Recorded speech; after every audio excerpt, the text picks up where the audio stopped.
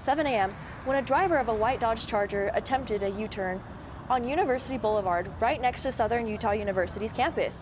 The collision resulted in the white Dodge Charger rolling over next to the sidewalk. No serious injuries were reported from either vehicle.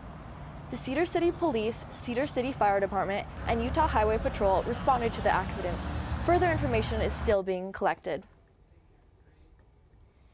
After nearly 6 weeks of almost no information, there's finally a break in the Gabby Petito case. Yesterday morning, officials announced that human remains had been found alongside a backpack and a notebook belonging to Brian Laundrie. Back in September, Laundrie disappeared following the mysterious death of his girlfriend, Gabby Petito. It was declared a person of interest and promptly vanished into Florida's Carlton Reserve. A notable departure from the case is Dog the Bounty Hunter, who joined the pursuit after it was revealed that Laundrie had gone into the reserve. Upon learning of the discovery of the remains, he decided to abandon his efforts. The identity of the body has yet to be released. The 2021 Cedar City Council and mayoral debate was missing a candidate on Tuesday evening, as the current Cedar City Mayor, Miley Wilson Edwards, announced her positive COVID test on Facebook Saturday. The mayor explained that each member of her family, including her baby daughter, have all experienced symptoms. They plan to quarantine in their home until they are no longer symptomatic, and she is able to return to her campaign. Did you see any of the accident when you were on campus? I did see like police lights and stuff, and I was wondering what was going on, but now I know. Exactly. I only saw the lights as well. I wasn't able to actually see any of the event that occurred until I got into campus. Right. I heard rumors going around. It's like, oh, some accident occurred. Oh. I know. That's sad. I can't believe that happened, that it flipped and everything like that. I know. But coming up, a look at the Civil Air Patrol. And an in-depth look at the local animal shelter.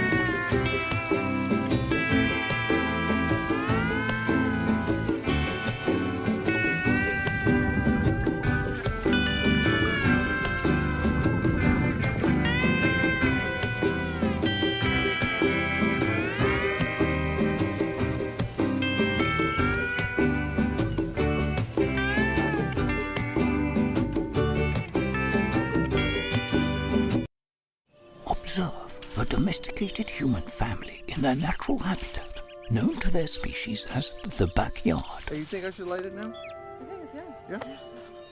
Oh dear, someone is about to burn a pile of debris that's too tall, which can start a wildfire.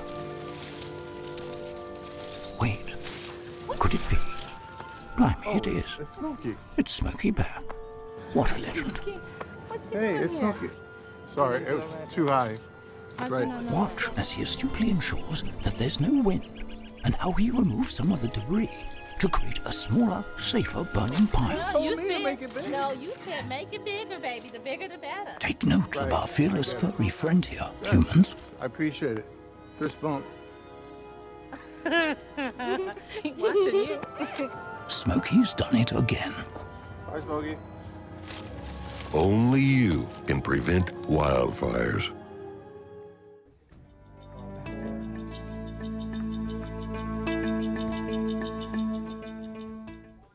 Now come with us to Cedar City Animal Shelter with reporter Kayla Butcher.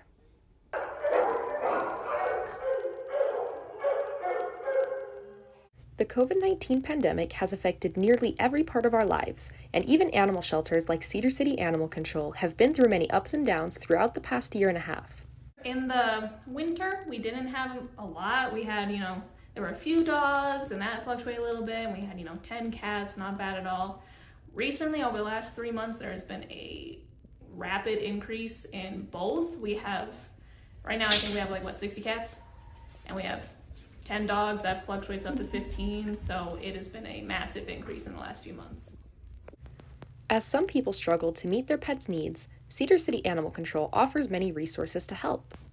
We have a community pantry set up. That's where people can come and get donated food that has been donated to us by the community. So if anybody needs any sort of dog food, cat food, litter, even various kinds of pets like birds and rodents and things like that, we have plenty of stuff. So if anybody needs anything, we have plenty of stuff. Shelter staff say there are many ways to support them while they deal with high numbers of animals. And do your research before you adopt. Know the kind of dog you want or the kind of cat. Get to know the breed, if it's good for your family. And make sure you know if you can have a pet. Check with your property manager, check your rental and lease agreements. Always do your research before you commit. Cedar City Animal Control is open for adoptions Monday through Friday from 10 a.m. to 3 p.m. and encourages community members to stop by. For SUTV News, I'm Kayla Butcher. At the Cedar City Regional Airport, SUU's aviation program is not the only operation happening there. The Civil Air Patrol, a public service organization, also operates out of the airport. The Civil Air Patrol has its origins dating back to World War II. The military-styled civilian aviation unit aimed to provide the U.S. with homeland defense and security around wartime. Today, they have a new mission and continue to shape the lives of many. CAP has 3 missions. We have cadet activities, airspace education, and emergency services. I've been participating more on the emergency services side, getting to fly the aircraft, getting qualified to go on missions.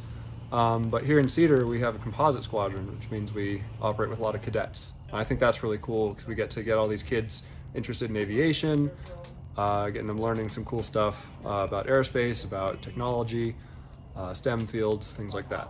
It's great to see them coming out of their shells. Both youth and adult members have the opportunity to assist in search and rescue operations, as well as aiding in disaster relief. There's several different things. Being a pilot's great, being an instructor, helping out with that side of it. But there's so many more things they do. With the recent fires, we sent radio communications help, just on the ground help, just volunteers that want to lend a hand. And I like being a part of that. I like being able to help out where I can and volunteer where I can. I was like, oh, okay, we're good. Members come from varying backgrounds and use their expertise to enhance the missions of the Civil Air Patrol. I enjoy the aerospace education because I train a lot of the pilots into these airplanes and then do check rides for them as a check pilot. So I enjoy teaching and training new pilots.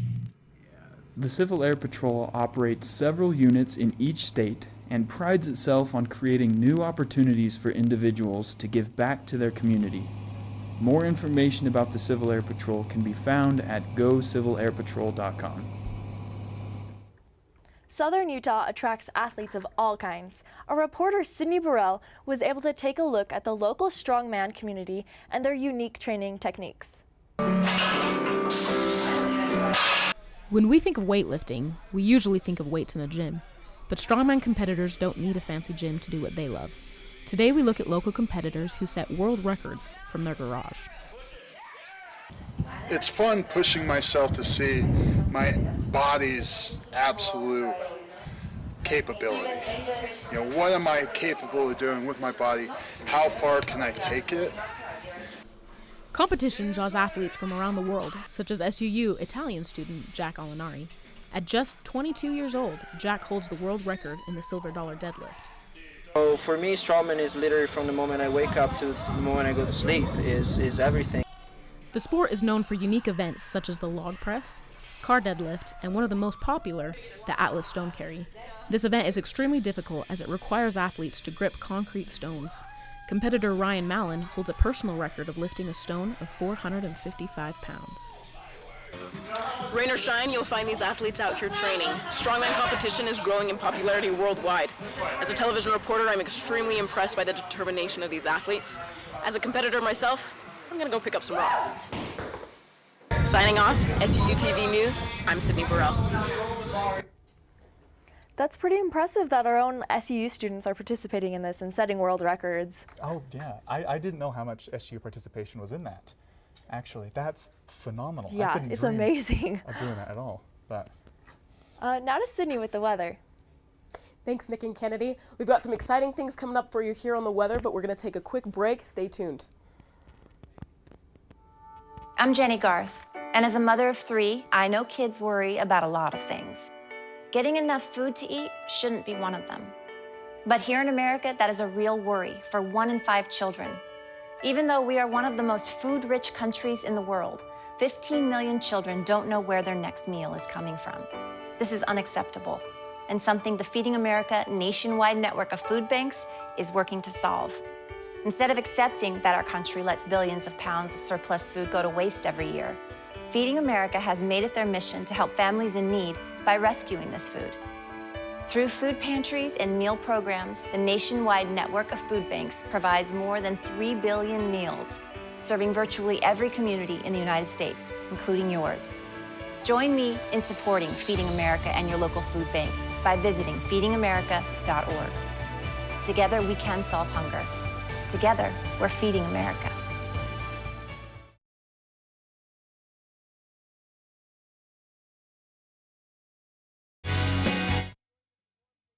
I, for one, we're having a little bit more gustier winds today, at least in the Cedar City area. Not exactly my favorite, but let's take a closer look. So today we're looking at a high of 68 and a low of 42, with winds at about 15 miles per hour. And then we're looking at about a 23% humidity, and expected sunset around 6:46 p.m. To take a further look at the weekend, we're looking at Friday and Saturday staying in the 60s, so not too bad considering the fact that we are in October. Friday we're looking at a high of 68, low of 44, and then Saturday we're going to be up 61 as our high as well, with that low of 38. To look more at our 7-day forecast, let's take a look here. Again, we're going to be staying partly cloudy for the most part. Monday, we are going to expect some winds and some showers. I, for one, am not super excited about that, although let me tell you, perfect weather to cuddle up in your cozy blanket and have your hot cup of cocoa. So that's something to look forward to. But recently, The Guardian actually published an article covering some devastating natural disasters. So we want to take a look at those here, if we can take a look. So right here, pictured is a picture exactly from The Guardian's website.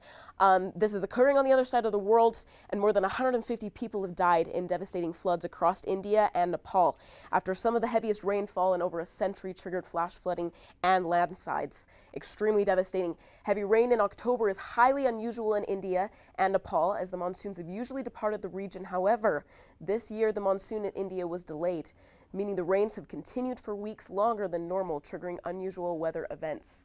So really keep them in your thoughts, as we really are experiencing a lot of crazy things outside of the Cedar City area, as we might be under our little umbrella here in southern Utah. Anyways, thanks for tuning in. I'm Sydney Burrell. We're going to throw it right back to Kennedy and Nick for the rest of the news today. Thanks for tuning in. Thank you, Sydney, for that update. Now, I'm not saying that this was anywhere near what India is currently going through, but how did you do when the Cedar floods came by? I personally wasn't very much affected by it, but I know a lot of people in our community were affected, and it's just sad to see when that happens. But it's always nice to see like when the community comes together and helps each other out, and I hope that's what happened in Nepal and these other places. Oh, absolutely, absolutely. Here's a look at what's happening in sports with Keaton. Coming up on SUTV Sports, we've got a look at SUU basketball as well as the NBA opening night scores. We'll see you in just a bit. Hey, did you buy something from some gaming site? What do you mean? Yeah, look, there's a bunch of different charges on here. Do you think someone stole our credit card information? I don't know. That site sounds familiar, though. Yeah, isn't that the site that Billy's on all the time? You don't think. Billy! Stop and think before you connect. Playing online is serious business. Visit dhs.gov/stopthinkconnect for tips on how to be safe online. Your password isn't secure. There's nothing that a hacker loves more. But there's an easy thing you can do to prove the logger in is you. Authenticate, strong authenticate. Make your logins extra safe. Protect your identity from tragic fate. Authenticate, strong authenticate. Use your fingerprint, your face, or a code. At home or work or on the road. 2 steps are safer than 1 or 3 or 4. And keeping data safe is so much fun. Authenticate, strong authenticate. Make your logins extra safe. Protect your identity from tragic fate. Authenticate, strong authenticate. What do you think you're doing, Kevin? Was just gonna drive home. There are several warning signs present that you shouldn't be driving. Like hearing voices? Like your text-to-emoji ratio? Oh man, the selfies. Selfies, nailed it. We all have warning signs that let us know that we're probably not okay to drive. Mine is pretending to be your subconscious. Craig, come on man, let's split a ride home.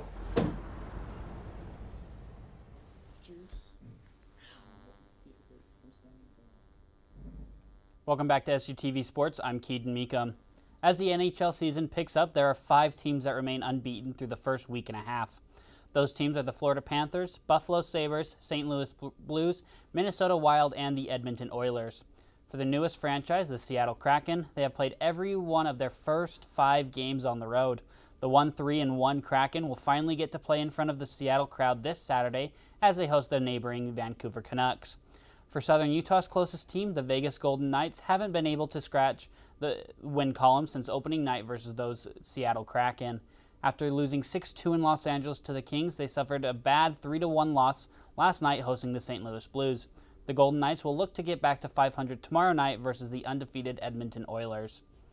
Week 7 of the NFL season kicks off tonight as the 3-3 Denver Broncos travel to Cleveland to take on the injury-plagued Browns. As the Browns welcome back receiver Jarvis Landry from injury reserve, they will, however, be without quarterback Baker Mayfield, both of their star running backs, Nick Chubb and Kareem Hunt, as well as 14 others with injury designations in the past 10 days. Case Keenum will get his first start since December 29th of 2019 with the then Washington Redskins. As for the Broncos, they will be without wide receiver Jerry Jeudy, as he has not been activated from injury reserve. As for the Broncos quarterback Teddy Bridgewater, he will be the starter for tonight, as his lingering foot and quadricep issues will not hold him out of this matchup. As for Sunday's slate of games, the AFC North lead is up for grabs as Joe Burrow and the 4-2 Cincinnati Bengals will be in Baltimore, hoping to stop Lamar Jackson and the 5-1 Ravens. Patrick Mahomes and the Chiefs will hope to slow down Derrick Henry and the 4-2 Tennessee Titans to get back on the right side of 500 for the first time since Week 3. Week 7 will finish up on Monday night with the 3-2 New Orleans Saints visiting the 2-4 Seattle Seahawks. Major League Baseball is nearing the end of its season with only 4 teams remaining. With each conference in its championship series, the Atlanta Braves are 1 win away from bouncing the defending champion Los Angeles Dodgers from the playoffs. The Dodgers are host to tonight's pivotal Game 5 as the Braves attempt to claim their first National League pennant since 1999. If the Dodgers can battle back and win tonight, the series would travel back to Atlanta for Game 6 on Saturday night, and if necessary, Game 7 would be Sunday. In the American League, the Houston Astros are leaving Boston with a 3-2 series lead after the Red Sox had a loud 12-3 win in Game 3. The Astros bats finally woke up in Game 4 and 5, outscoring the Red Sox 18-3. Game 6 of that series will be played tomorrow night, the 22nd, in Houston, and if necessary, Game 7 will be on Saturday. The NBA season is back. 2 games on Tuesday and 11 games yesterday, highlighted by a double overtime thriller in New York. A 24-0 run by the Hornets has brought a lot of excitement for this upcoming season. There's a lot of hope over in Charlotte today since reigning Rookie of the Year LaMelo Ball scored 31 points and hit 7 3-pointers, which tied the record for most threes made in a season opener. In 6.5 minutes left in the third quarter, the Hornets would go on a 24-0 run and ended the third quarter on a 29-4 run and would ride the momentum to a 123-122 victory over the Pacers. Over to New York, the Knicks were able to outlast the Boston Celtics in double overtime 138-134, with former MVP Derrick Rose hitting the dagger with 23 seconds left in double OT. Jaylen Brown of the Celtics put up 46 points to lead all scorers. And back here to Utah, where the Jazz took on the Oklahoma City Thunder. The Jazz looked to be in mid-season form, never surrendering the lead after going up 3-2 less than a minute into the game with a Mike Conley 3. Rudy Gobert finished with 21 rebounds. Bojan Bogdanovic led all scorers with 22 points. The Jim Phelan Award is presented annually to the nation's top Division I coach. The 2020-2021 recipient was none other than SUU men's basketball coach Todd Simon, who led the Thunderbirds to their first ever Big Sky regular season conference championship and a historic 20-4 record. SUU is set to return 4 out of 5 starters and players who accounted for over 90% of the points scored from last year. The group was the third highest scoring team in the nation last season. With just 19 days until tip-off for the 2021-2022 season, Southern Utah was picked to repeat as Big Sky champions by both coaches and media. For other SUU sports, tonight we have a volleyball match versus the Montana Grizzlies. The Grizzlies come into the match with a record of 7-11 with a Big Sky record of 2-6. The Grizz currently hold the 8th spot in the Big Sky Conference, so if the T-Birds can win tonight, they will leapfrog Montana and be eligible for the Big Sky tournament. With that being said, the T-Birds also have a match Saturday morning versus the current 4th seed Montana State Bobcats. After that Saturday morning match, the T-Birds have a home football game versus Northern Colorado that kicks off at 6 p.m. The T-Birds will hope to get their second win of the season while handing the Bears their 6th loss. If not, the T-Birds would fall to 1-7 and stay last in the Big Sky. That's all I got for you today. For SUTV Sports, I'm Keaton Meekum. We'll go ahead and send it back to the desk. Thanks for the update, Keaton. Coming up, we'll look at the SUU's new Film BFA, as well as the school's University Journal. Don't go anywhere.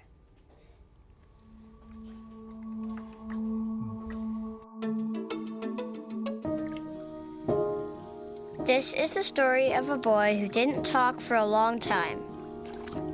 The boy liked things to always be the same. Any changes would scare and upset him. The unknown was an unfriendly place.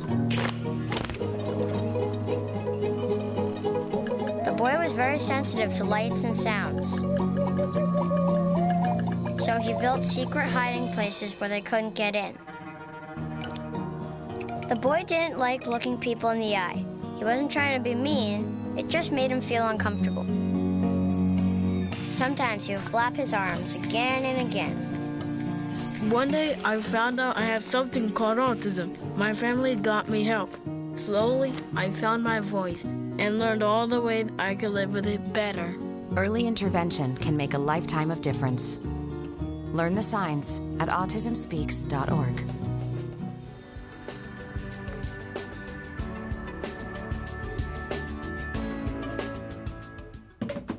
A Film BFA major is coming to Southern Utah University sooner than you might think. Southern Utah University announced the makings of a brand new Film BFA program and the grounds for a film studies building along with it. No, I think it's great that it's showing up. I mean, it's been happening. It's been in the works for I think it's 10 years, between a couple different professors. I mean, I don't know a ton, but I'm kind of sad I missed out on it myself, right? Because this was the last couple of years sort of been holding out for it. But I mean, that's okay, and I guess next year's people will get it. So I say good for them. Glad it's finally here. This new interdisciplinary degree will be entering into the only BFA in the state of Utah. So classes students should take before entering the film program probably include creative writing classes so that you can understand storyboarding, communication classes so you understand human interaction, as well as communication classes that focus on media production. So understanding how to produce audio and video will be super useful in preparing for the film major. New classes will be introduced such as cinematography, advanced editing, directing for screen, and new classrooms to accommodate. I think that advanced editing or Cinescope would probably be where I'm headed, honestly. I work with audio for the radio station anyway, so I think that that'd be a great way to kind of incorporate my audio into the filmmaking process. Though the classrooms won't be finished until 2023, the program will be open the fall of 2022. For SUTV News, I'm Nick McEwen. SUU students have many opportunities to learn about international, national, and local news. They also have great resources to learn about SUU news. SUTV reporter Skylar Jones has more. Do you know your local news? This is SUU News, Southern Utah University's delegated journal. It's host to local school life, news, fine arts, outdoors, and sports news. Hayden Coombs is the current operations manager for SUU News. So I see a ton of value in staying informed, because if we're not informed, we can't really hold those in positions of power accountable, right? The journal is located in the Sharwin Smith Student Center near the Student Rec section. The journal's goal is to provide the students and people of Cedar with unbiased news about the life of SUU. Working with the journal has been such an incredible experience because it gives me an opportunity to give my perspective on school events, not only as a student, but also as a member of the campus community. And it's really cool to be able to share that perspective with others. The journal works closely with the Thunder 91.1 radio station to provide a podcast on the journal's homepage, SUUnews.net. All articles and information regarding the journal can also be found on the webpage. Media is a tough business. As a reporter myself, I know that a lot of time and effort goes into the medium of providing factual and relevant information in a timely manner to the public. For more information about this organization, you can go to SUUnews.net. For SUTV News, I'm Skylar Jones. Music fans, get ready as SUU prepares to host another annual Battle of the Bands this coming October 29th. KSUU, or Thunder 91.1, is putting on another Battle of the Bands event next Friday at 6 p.m. in the Sharwin Smith Student Center Ballroom. While today, October 21st, is the last day for band entries, the event itself will be open to a live audience and admission is free. All audience members are encouraged to bring one or more non-perishable food items to donate to help our People Eat pantry that will be there. For those unable to attend the event, it will be live streamed on YouTube and the SUU News website, as well as broadcast on the Thunder 91.1 FM radio station. I am so excited for this because I really love live music, especially since it's going to be local artists. Mm-hmm. Oh, it's going to be so much fun. I actually was approached to help MC the event. Oh, that's interesting. That's going to be fun. It's going to be so exciting. I have like 2 classes for SUU that's supposed to be doing this, audio and this class here, to work cameras, to work audio, to MC it. And so I've got everything in on this event. Nick is going to be running the show, so make sure you watch it. Thank you for tuning in. I'm Kennedy Johnston. And I'm Nick McEwen. We leave you tonight with some of the sights and sounds of the Highland Games held in St. George last weekend. Have a good evening.